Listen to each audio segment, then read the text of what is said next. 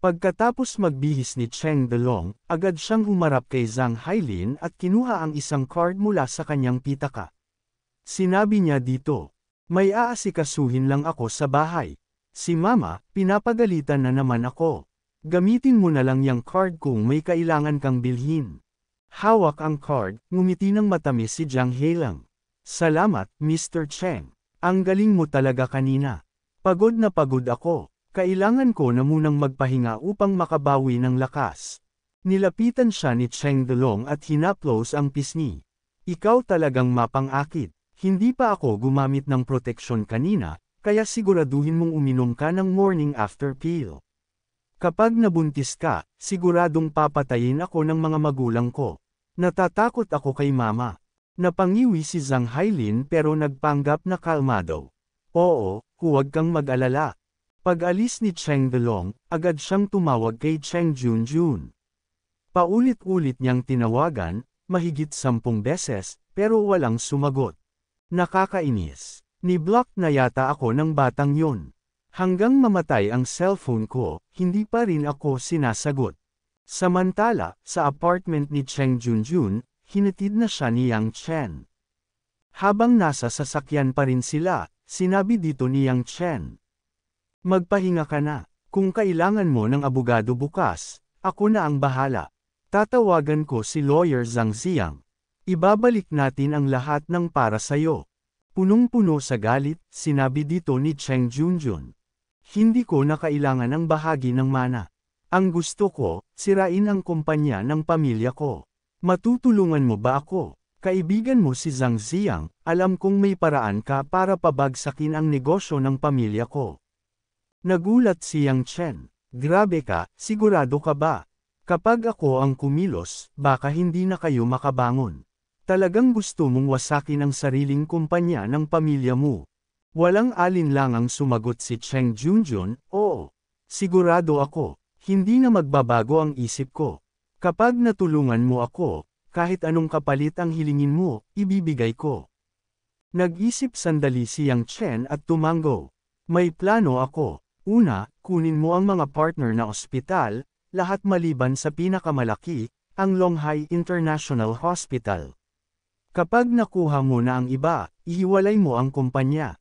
Tapos, kuhanin mo ang mga key personnel nila gamit ang mas mataas na sahod. Sa ganitong paraan, mawawasak ang kumpanya nila, at ikaw ang magiging bagong may-ari." Mahigpit na hinawakan ni Cheng Junjun ang kwelyo ng damit ni Yang Chen at sinabi, "Makikinig ako sa iyo. Ang paraan ng pagpapatuloy ay nasa iyong desisyon. Wala akong kondisyon na tutulong sa iyo. Pagkatapos mong makuha ang kumpanya, magkakaroon ka ng 67% na bahagi, at ako ay 33%. Ano sa tingin mo?" Napangiti si Yang Chen, naisip niya, sa pamamagitan ng gantimpala ng sistema, mayroon akong malakas na kakayahan upang kontrolin ang sitwasyon. Sabay noon, agad niyang sinabi kay Cheng Junjun na, "Deal. Magpahinga ka na. Ako na ang bahala sa lahat." Kinabukasan, agad na pumunta si Yang Chen sa law firm upang gawin ang plano niya. Pagdating niya dito, masayang sinalubong siya nila Mr. Lee. "Mr. Yang, welcome. Andito po ba kayo upang mag-inspection?" Sabay noon, agad din ipinakilala ni Mr. Lee si Yang Chen sa mga tao sa lugar. Siya ang ating pangatlong shareholder, si Mr. Yang Chen. Agad naman binati ni Yang Chen ang lahat. Sa kanilang narinig, agad nagbulungan ang mga empleyado. Aba, siya pala yung bumili ng 30% shares kay Mr. Chen. Ang bata pa, pero napakagwapo. Ani ng lalaki. Hindi lang bata, gwapo pa. Pero balita ko, kahit gaano pa kalaki ang perang iaalok, ayaw ibenta ng mga shareholder ng law firm natin. Sambit ng babae. Ipinakita ni Mr. Lee ang buong opisina kay Yang Chen. "Mr. Yang, ito ang Civil Litigation Department natin.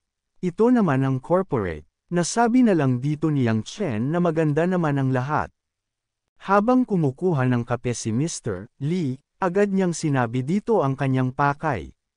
"Mr. Lee, naparito ako ngayon hindi lang para maintindihan ang sitwasyon ng kumpanya, kundi para rin makausap kayo tungkol sa ibang bagay.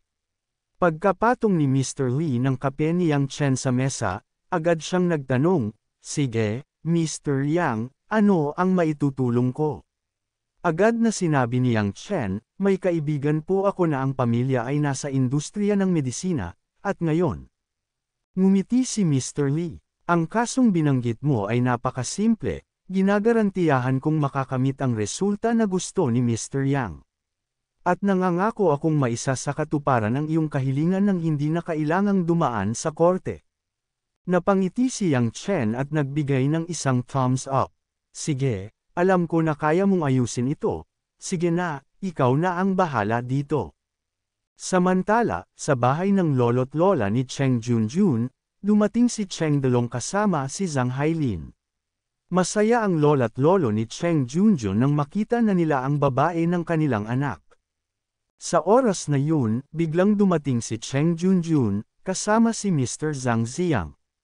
Seriusong nagtanong dito si Cheng Junjun, "Ang bilis naman. Nakalipat na ba kayo agad?"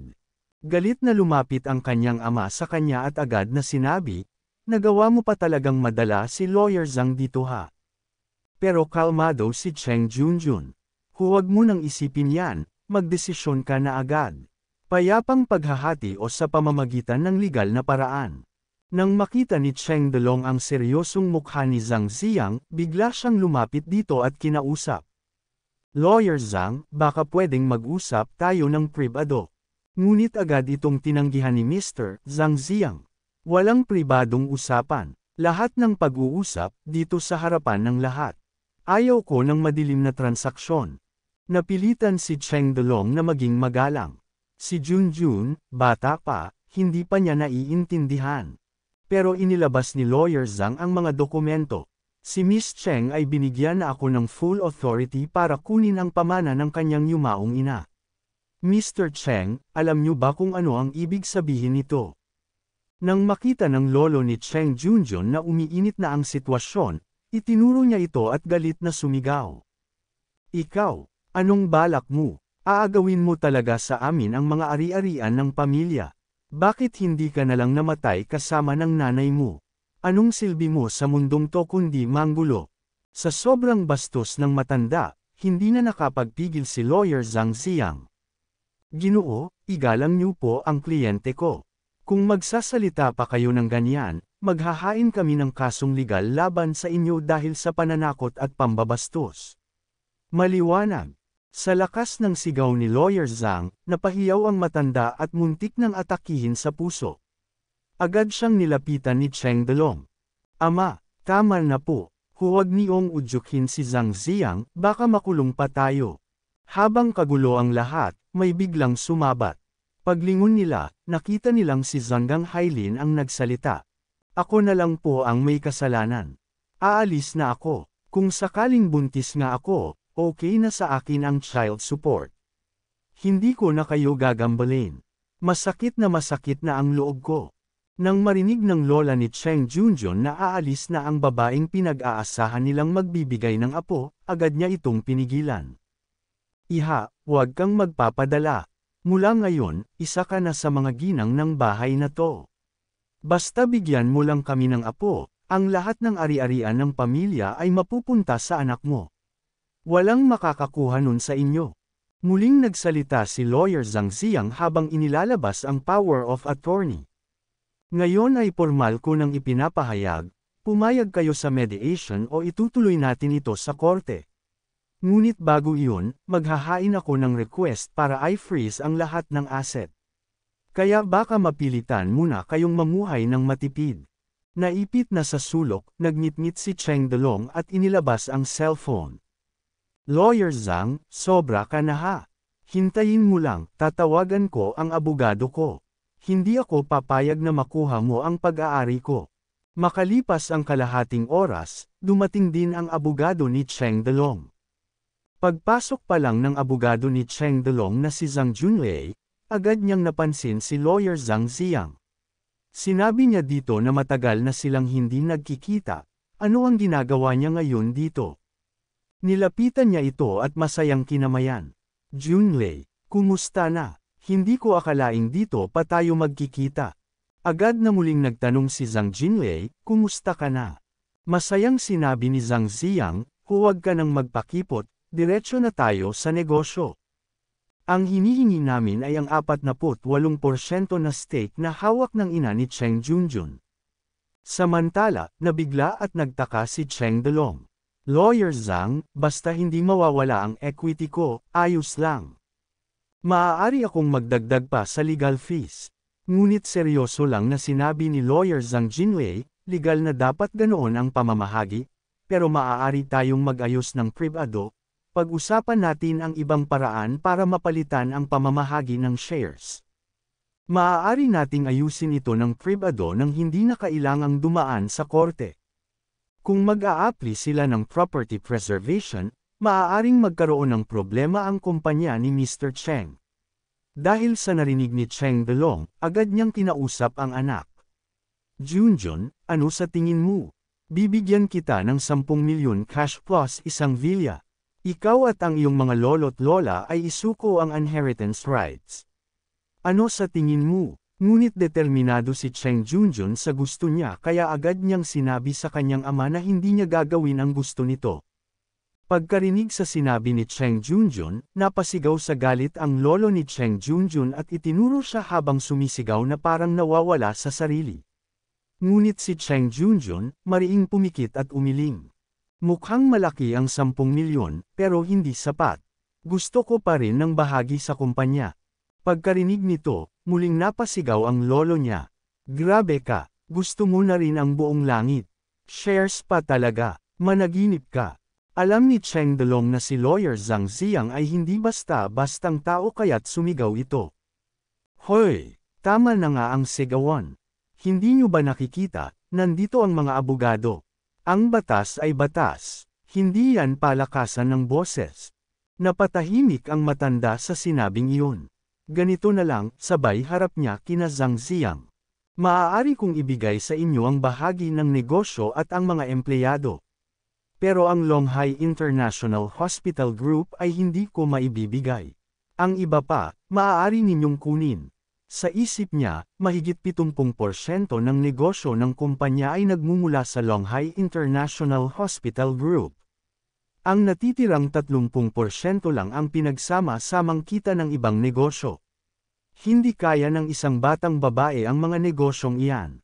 Nang marinig ni Junjun ang plano ng ama, nakaparehong-kapareho ng sinabi ni Yang Chen sa kanya, natuwa siya. Sige, yan na ang kasunduan. Sa isipan niya, ang galing talaga ni Yang Chen, lahat ng galaw, napaghandaan. Matalino, mayaman, guwapo, perpekto. Lumingon si Junjun kay Lawyer Zhang at sinabi, Lawyer Zhang, pakaigo na po ang kontrata. Walang problema, sayo na ang matandang to, sagot ng abogado. Pagkatapos ng permahan, agad na rin silang umalis ng bahay. Samantala sa loob ng bahay, masayang ipinaliwanag ni Cheng Delong sa kanyang mga magulang. Huwag kayong mag-alala, hawak pa rin natin ang Longhai Hospital business. Yung napunta kay Junjun, mababa ang kita. Mamaya, padadalhan ko ng regalo ang mga dating kliyente para bumalik sila sa atin. Wala siyang mapapala. Tumawa ang kanyang ama. Ayos, anak. Ikaw pa rin ang pinakamatalino. Masaya si Zhang Hailin, ngunit bigla siyang nanlumo. Mr. Cheng, pasensya na po. Nagtaka si Cheng Delong. Bakit? Anong problema? Nahihiyang nilabas ni Zhang Hailin ang pregnancy test mula sa kanyang bag. Uminom ako ng emergency contraceptive pills, pero ewan ko kung bakit hindi gumana. Baka buntis ako. Mr. Cheng, huwag niyo namang isipin na sinasadya ko to ha. Pagkarinig nito, tuwang-tuwa ang mga magulang ni Cheng Delong. Anong sinasadya? Hindi yan panlilinlang, yan ay pagpapalago ng lahi. Sigaw pa ng ina. Ay, salamat. Magkakaapo rin tayo. Siguraduhin mong lalaki yan ha. Pero si Cheng Delong ay hindi ganun kasaya. Kailan mo pa nalaman to? Tanong niya, puno ng pagdududa. Kanina lang, pregnancy test lang to. Hindi pa ako nagpapa-check up. Ngumiti ang ina ni Cheng Delong. Delong, dalhin mo agad si Hailin sa ospital para makumpirma kung anak mo nga. Napakamot si Cheng Deong pero sumunod. Sige, punta tayo. Sumakay sila ng taxi papuntang Longhai International Hospital. Habang nagpapahinga si Hailin sa waiting area, iniwan siya ni Delong para bayaran ang bayarin. Pagkaalis niya, agad nag-text si Jang Hailin. Hindi niya ako dadalhin para sa totoong pregnancy test. Sigurado ka bang okay lang to? Nag-reply ang kausap. Relax. Stable na yung embryo. Hindi pa pwedeng magpadana test. 10 araw pa lang. Gumanap ka lang na parang normal na buntis. Nakahinga ng maluwag si Zhang Hailin. Ayos. Panatag na ako. Samantala, lumipat ang tagpo sa istasyon ng tren, sinusundo ni Yang Chen ang pinsan niyang si Xiaofei. Xiaofei, nandito ako, Kuya Yang Chen, masayang bati ng dalaga. Habang naglalakad papunta sa kotse, masaya silang nag-uusap. Sabi ni Mama, ilabas mo raw ako para mag-enjoy, sambit ni Xiaofei. Napangiti si Yang Chen. Sige, saan mo gustong pumunta? Ako na ang bahala. Bigla niyang naalala. Ay, oo nga pala. Sabi rin ni Mama, buntis daw yung pinsan ko. Gusto niyang bisitahin ko muna. Nagulat si Yang Chen. Buntis si Zhang Hailin. Si Cheng Delong halos 50 na. Grabe talaga tong babae. Pagkadating nila sa kotse, agad binuksan ni Yang Chen ang likuran nito upang ilagay ang gamit ni Xiaofei. Hatid muna kita sa bahay nila. Sunduin kita mamayang 6 ng gabi. Huwag kang kakain sa bahay nila, ha, ani ni Yang Chen. Okay lang, kuya, hintayin kita sa gate, sagot ni Xiaofei. Sa bahay ng pamilya Cheng, dumating si Xiaofei at sinalubong siya ni Zhang Hailin. Xiaofei, nandito ka na pala. Matagal-tagal din tayong di nagkita, pinsan, sambit ni Xiaofei. Napatingin si Xiaofei sa kabila at nakita si Yang Chen. Agad naman siyang pinapasok ni Zhang Hailin. Driver Yang, pasok ka muna, baka isipin ng tiyahin ko na bastos ako. Alam ni Yang Chen na gusto lang siyang pahiyain ni Hailin sa harap ni Xiaofei kaya nagpaalam agad. Pasensya na, pero hindi ako makakapasok. May grab pa akong kailangang i-drive. Kailangan kong kumayag, di tulad mo na mayamang asawa na ngayon. Inggit ka lang sa akin. Ikakasal kami sa Baoqing Hotel. Dapat dumalo kayo ni Cheng Junjun. Ang aming kasiyahan ay dapat ibahigi din sa kanya. Kinuha ni Yang Chen ang wedding invitation at ngumiti. Ayos, dadalhin ko si Junjun. Bibigyan namin kayo ng malaking regalo. Makalipas ang ilang sandali, nakarating na si Yang Chen sa coffee shop. Pagkalapit niya kay Cheng Junjun, agad niya ipinakita ang invitation na binigay sa kanya ni Zhang Hailin at sinabi kay Cheng Junjun na buksan mo ito at tiknan mo kung ano ang nasa loob. Pagkabasa ni Junjun, napasigaw ito. Ikakasal talaga sila, si Papa at si Zhang Hailin. Nakakagalit. Gaganapin ang kasal sa Baoqing Hotel sa ika-2 ng September sa No. 1 Hall. Sa sobrang galit at inis ni Cheng Junjun, agad niyang pinagpapunit ang invitation. Nakakadiri sila. Talagang ikakasal na sila, nakakainis talaga. Sinubukan siyang pakalmayan ni Yang Chen. Hindi ba mas okay nga to? Kung mabawi mo ang lahat, asawa lang siya ng byudo. At yung mga lolo't lola mo, matanda na, kaya alaga na lang sila ng bata. Napangiti si Junjun. Buti na lang andyan ka. Sa sinabi mo na yan, bigla na lang gumaan ang pakiramdam ko. Ano gusto mong kainin ngayon? Ako ang taya. Sumapit na ang kasal ni Cheng Delong at Zhang Hailin sa All Island Hotel. Nakarating na rin sina Yang Chen at Cheng Junjun dito. Pumunta sila ng may magandang suot. Si Yang Chen, bagamat isa lang na ride-hailing driver, nagsuot ng mamahaling designer suit at mukha talagang anak mayaman. Samantala, si Cheng Junjun ay naka-eleganteng itim na bestida habang nakaakbay sa braso ni Yang Chen, confident na pumasok sa venue. Pagkapasok nila, hindi nila naiwasang mapansin ang mga bulong-bulungan ng mga bisita. Si Mr. Cheng talaga, matandang baka pero batang damo ang kinain. Tingin ko kay dad lang ng anak niya yang bride. Ani ng babae. Napasigaw si Junjun, walang hiya. Pero agad siyang pinakalma ni Yang Chen, Huwag mong hayaang makita ng iba ang galit mo. Kalma ka lang. Habang abala sila, biglang tumunog ang boses ng MC mula sa entablado. Mga ginoo at ginang, palakpakan po natin ang bagong kasal. Narito na ang bride at groom. Pagkatapos noon, lumakad papasok sina Cheng Delong at Zhang Hailin suot ang wedding attire at parehong nakangiti na parang nanalo sa loto. Nang makarating sila sa entablado, tinanong sila ng MC. May nais ba kayong sabihin sa ating mga panauhin?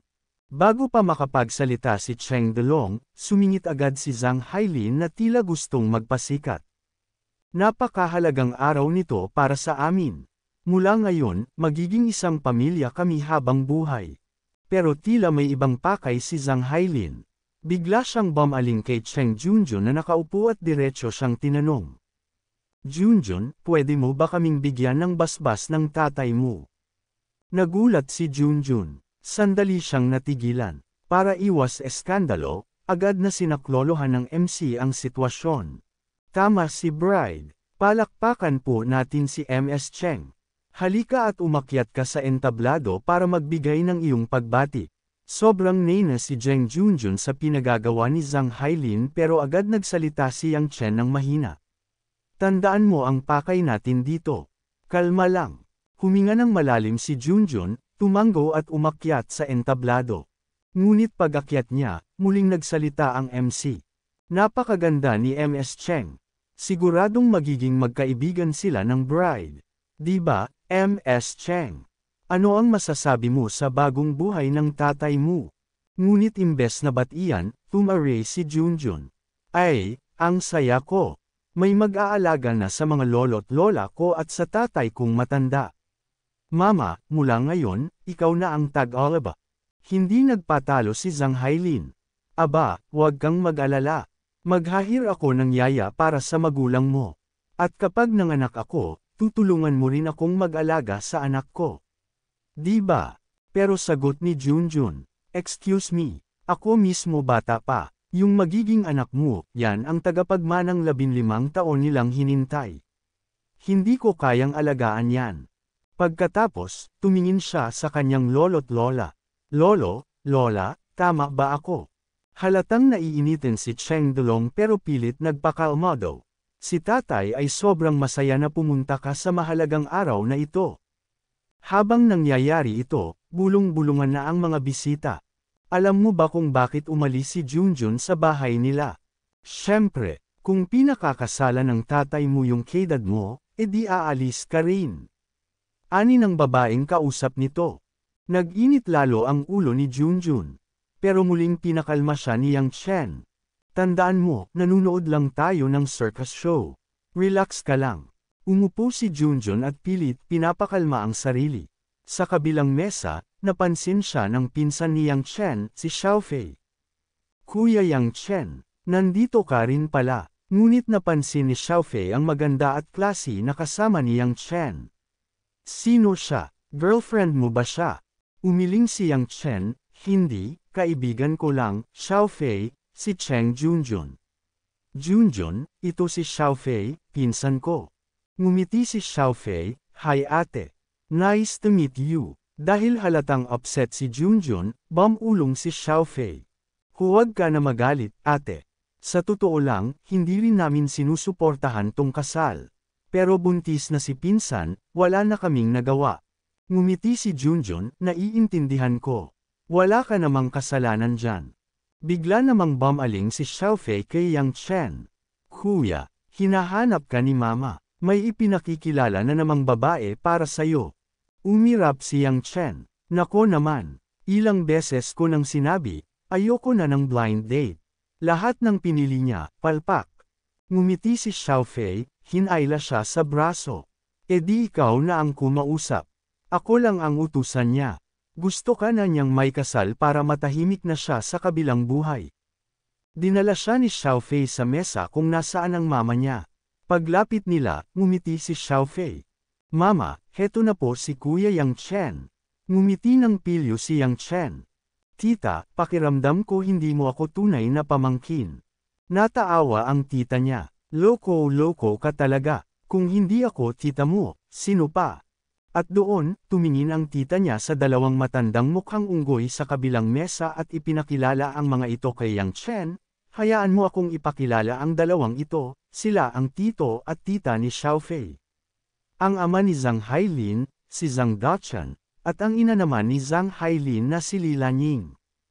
Pagkarinig ni Yang Chen sa pangalan, napatingin siya sa dalawa. Halatang hindi komportable ang mga magulang ni Zhang Hailin, matitigas ang mukha at hindi masaya sa presensya niya. Napaka-espesyal na araw nito para sa anak niyong babae, ani ng ina ni Xiaofei. Pero parang may tensyon agad. Hindi pa natapos ang awkward moment, bigla pang idinagdag ng ina ni Xiaofei, "Ate, kuya, ito si Yang Chen, di ba't ang talino at maabilidad?" Ngunit sumabat agad si Ginang Li Lanying, may halong panlalait at paninira. Ay siya pala yung lalaking demanding pero ayaw magbayad. Maganda nga ang itsura pero halatang wala namang pera. Pobreng-pobre ang dating. Pinulot lang si Hailin at sinigawan pa siya sa date nila. Napakabastos naman. Kalmadong ipinaliwanag dito ni Yang Chen ang totoong nangyari. "Pasensya na po, tita, aniya. Pero kailangan kong itama ang sinabi nyo. Ang hotel ay may sariling record para sa mga in-order namin. Ang lahat ng kinain at ginastos ni Zhang Hailin, sagot niya. Wala akong obligasyong sagutin ang mga gastos niya, lalo na't blind date lang naman yun."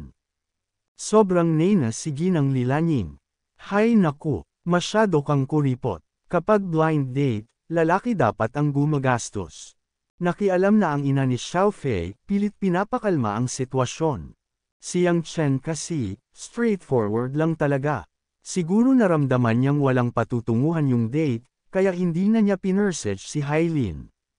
Ngunit sumabat naman si Ginoong Zhang Dacheng, may halong yabang pa. Aba, buti na lang at hindi naging seryoso si Yang Chen. Kung naging mabait siya at napamahal si Hailin sa kanya, hindi sana namin natagpuan ang mas maayos na pamilya para sa kanya. Dapat nga magpasalamat pa kami sa iyo, Yang Chen. Napangiti si Yang Chen sa pang-iinsulto, pero di nagpatinag. Kaya pala kamukha kayo ni Hailin. Magkakamukha kayo sa ugalit pananalita, naisip niya. Sabay noon, sinabi niya dito na, "Hindi ko sana gustong sabihin ito, pero dahil tinutuligsan niyo ako ng harapan, wala na akong magagawa. Kailangan ko kayong sagutin." Huminga siya ng malalim. "Alam niyo ba, ang anak niyo mismo ang nagsabi sa akin na matagal na silang may relasyon ni Cheng Delong. Ayokong maging panakip butas niyo. Hindi ako papayag na maging kabat ng sarili kong blind date."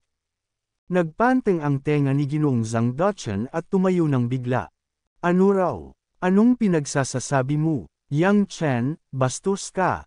Gusto mo bang sampilan kita?" Sa gitna ng kaguluhan, napalingon si Zhang Hailin at nakita ang ama niya na tila susugod. Sumigaw siya agad, "Cheng Delong! Yung anak mo, dinala pa yang lalaki para manggulo na naman. Diyos ko, araw ng kasal natin to." Inayos ni Cheng Delong ang kanyang tie at sinabi, "Gumagawa siya ng gulo sa kasal ko, napakawalang mudo." Sumugod si Cheng Delong kay Yang Chen at tinutok ang daliri sa mukha nito. "Hoy, binata, araw namin to ni Hailin. Hindi ko gustong mapahiya ka rito. Pero kung nanadya ka, sisiguraduhin kong pagsisisihan mo yan." Ngunit ngumisi lang si Yang Chen, kalmado pa rin. "Hindi naman ako gumagawa ng krimen o anumang ilegal. Bakit ako matatakot? Ang tanong, kayo ba ang dapat kabahan? Kasi sa tingin ko, kayo ang may kailangang pagbayaran." Napasigaw si Zhang Hailin, "Ano bang gusto mo, Yang Chen? Hindi ka pa ba kontento? Kasal namin ngayon, ba't ka ba nandito para manggulo?" Biglang bumukas ang pinto ng wedding hall. Pumasok ang mga gwardyang tinawag ni Yang Chen. Matitikas, mukhang professional. Ang mga taong nasa unahan ay ang mga taong may mataas ang estado sa buhay at sa lipunan. Tumayo si Yang Chen, tumingin kay Cheng Delong, at matapang na sinabi dito habang pinigilan ito na, "Mr. Cheng, ang nanggugulo dito ay hindi ako. Maniwala ka sa iyong sarili, sasamahan ko ang iyong anak na manood ng palabas na ito."